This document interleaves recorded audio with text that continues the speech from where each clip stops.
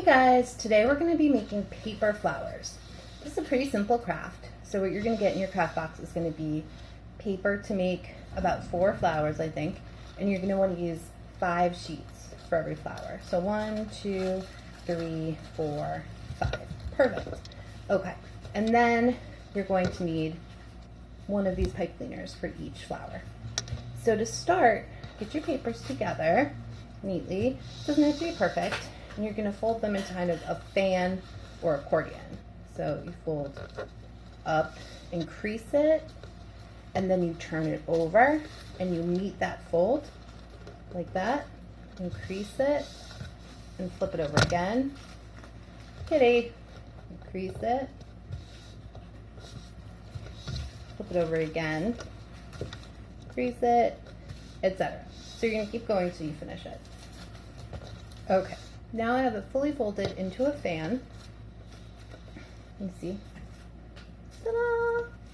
And then what you're going to do is you're going to grab your pipe cleaner.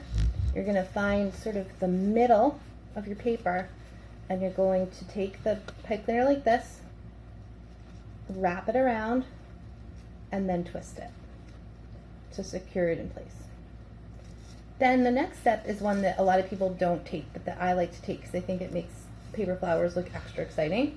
So a lot of people don't know that if you change the shape of the tip, it changes the shape of the flower. So you can cut the tips into little arrows, or this one I think of as like a little snake's tongue, or these are round. This one's rounded, just a little curve.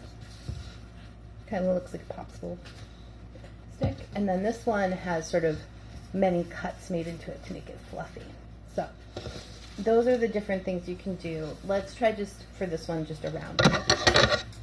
So you're gonna take your scissors, and it doesn't really need to be perfect. You can't really tell when you're finished. So just cut those nice round edges or make an interesting shape. You could probably even try doing a random shape and see what your flower looks like. Okay, so then once you do that, you're gonna fluff your flower up one side at a time gently. So you'll pull the top layer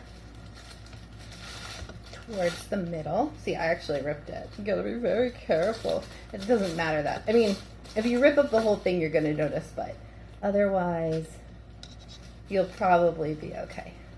So you do this one layer at a time. And I will show you guys what it looks like when I'm totally finished with mine. This is what it looks like once you've totally fluffed it up.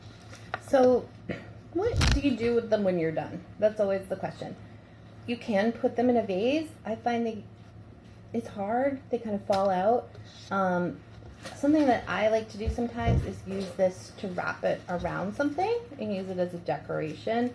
Sometimes I also cut this off and put a little tape on the back and use it like to tape to the wall, but please get permission before you tape things to the wall at your house.